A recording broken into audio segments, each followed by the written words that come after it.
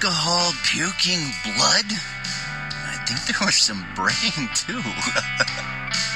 Well, I better get moving. I think I'm supposed to be working today. Hey, was with Randal Day.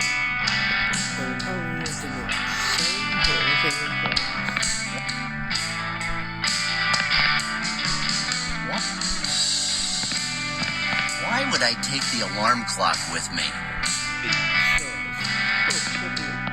I'm not that crazy. I quit playing that machine years ago.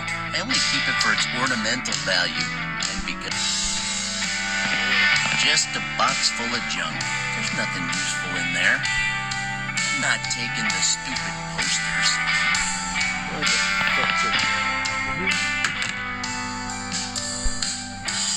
Oh, I'm not going to get any closer. What if something attacks me? That's the broom we use to switch the channels. I don't think it's ever been used for sweeping.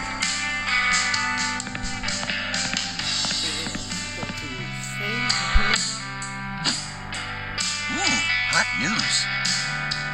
Today's news today. Choose life, choose a joke, choose a career, choose a funny, choose a fucking big terrible. Fuck you. I don't think dressing up in green and going on a quest to find the Triforce is going to be of any help. At least not for the moment.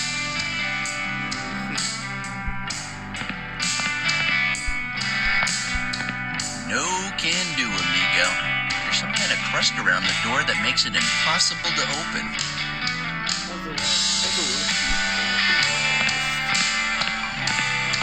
Mortimer! I'm off to work! Oh, man. Is that my hangover? Or is death knocking at my door again? Whoever you are, I just want you to know I have my father's gun and a scorching case of herbs. Cut the shit and open the door. Mr. Marconi? That ain't Chevrolet Publishers Clearinghouse. Open this door. Oh, whew. I'm so glad it's you. But please, don't ever do that again. God damn it, Hicks. Do what? Scare me like that. I nearly turned my Fruit of the Looms into a fudge factory. Damn, cannelloni. Did you just call me cannelloni? Oh, come on, listen. I've had a terrible night. I swear somebody was whispering in my ear over and over that I'm cursed. And I'm fairly certain I pissed in my closet again. Do you know what day it is? Is it your retirement day? Oh, no. I feel like we were just getting to know each other. Very funny. You're red, Hicks. As usual, you're late. I don't see my money. Neither do I, Mr. Marconi. But come on, it's only a couple of days late. No big deal. You owe me 3 months. Oh. Well, there must have been some kind of problem with the paperwork. Damn bureaucracy. Let me talk to my financial advisor. I'll get back to you as soon as I can. Ah, Hicks, you need a financial advisor like I need ballerina shoes. That's lame. Well, what about the time I tried to pay you in gold coins? Those were bottle caps painted gold. Took me 3 weeks to get the paint off my hands. I'm sure I won't. I have the feeling we're growing apart. What are you talking about? I've met someone else. I mean, don't get me wrong, I still love you and all, but I just don't think this is gonna work out. What the hell? Please, don't say anything. It's better to end now before desire takes over. Just hold me for one last time. God damn it, just give me my damn money. I'm sick of you. Mr. Marconi, I have a problem. You were born with a problem. No, I wasn't. The thing is, my job's been getting me down lately. I'm being exploited, you know? There are always hundreds of orders that have to be delivered on their due date and in perfect condition. And do you know what the worst part is? I don't care. The customers. They're only worried about themselves. They never thank me or say, have a nice day. they treat me like dirt, you know? Like I have no feelings. They always say things like, the package is smashed, the package shouldn't drip, this is not the address you're looking for. Is it too much to ask that they just sign for their damn delivery and keep their smashed packages? Randall, Yes, Mr. Marconi? you work for the town's worst courier service, and you spend more time trying to think of ways to get out of work than you do actually working. Whoa, whoa, whoa, Mr. Marconi, that's not entirely true. It is entirely true. Randall, you're like a son to me. You know what that means, don't you? No. Bet you're willing to support me until I find my way in the world? Oh my God! Are you gonna buy me my first car? Thanks, Daddy. Jesus H. Christ. Your parents must feel like schmucks for feeding you and cleaning your cage so long. Thank you, Mr. Marconi. You're like the father I always wanted. This year I'll make you a special card for Father's Day with macaroni and glitter. Oh, you wear me out, Hicks. You could learn something from that roommate of yours, Mortimer. Now there's a real hard worker. What are you talking about? The guy hasn't come out of his room for months. Mortimer is the perfect tenant. He keeps it down and never gives me any trouble. All you do is make my life miserable. Mr. Marconi, we already had this conversation, and I promised you, no more megaphone after 10 o'clock. And as far as I know, 10 Mortimer doesn't even speak our language. Leave him alone. Yes. You should try and be more responsible, Hicks. Eh? Do something with your life, for God's sake. Yeah, in a minute. By the way, you said you'd give me back my megaphone. I want my money now. You know, Mr. Marconi, there's this rumor spreading that you've got so much money that you don't know what to do with it all. What? Do I look like a rich man to you, Hicks? Well, now that you mention it, you kind of look like you should be living in a garbage can. Very funny, Hicks. You know what? One call and I can have you turned into fish food. Nah, I'm not really fond of marine fauna. But if there's one thing that's clear, it's you're a wealthy man. So you won't even notice if I don't pay you this month either. Hicks. Now that you mention Mortimer, he's the one that should have paid. Oh, I just had what alcoholics refer to as a moment of clarity. I gave my half to Mortimer last week. That's enough, Hicks. Your roommate is a busy man, so leave him out of your lives. Go back in there and fix this. I'm not moving from here until you pay up. All right, Mr. Marconi. I'll see what I can do.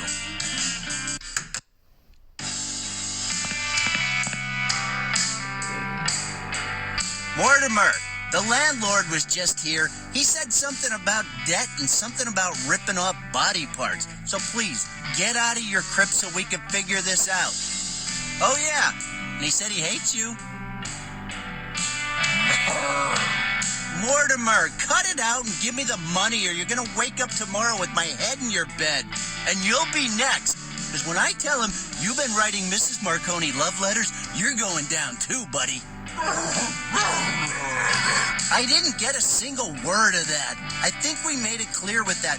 1 growl means no, 2 growls means yes. You just made me want to break down the door and stomp on your head.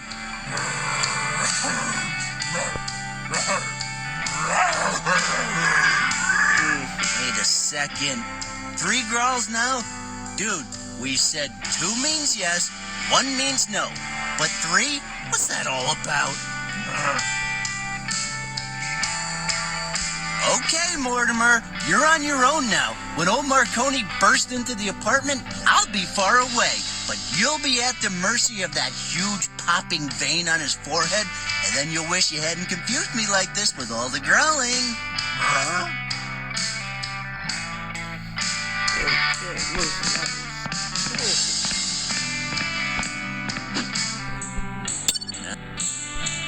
Now is not a good time. That's from our last Halloween party.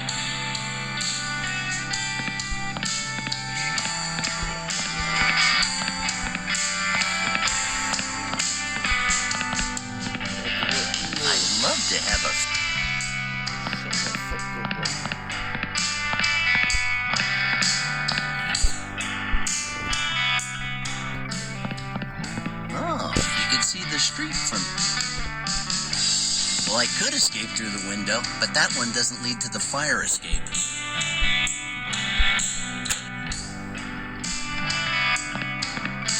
Ooh, the fire escape, huh?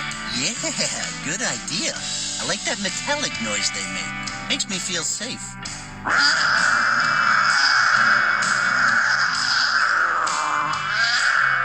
What the hell was that? Was that the fire escape? Maybe we should think this through. Although, I bet it's not as frightening as old Marconi's hairy vein.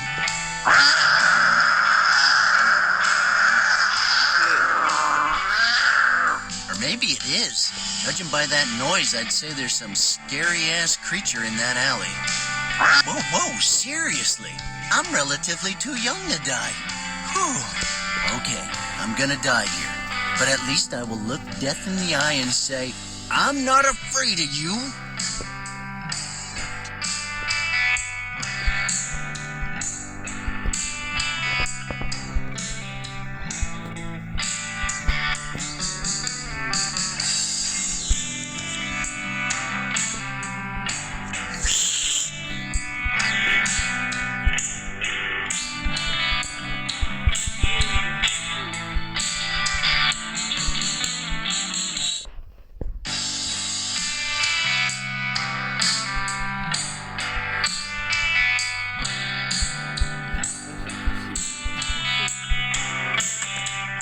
There we go.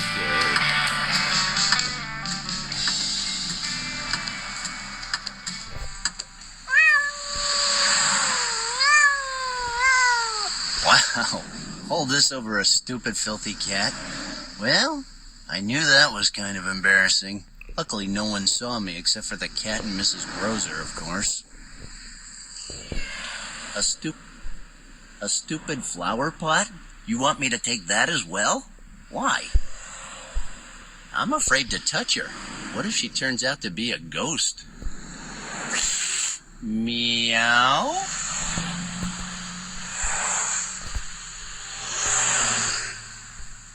Oh, so ugly.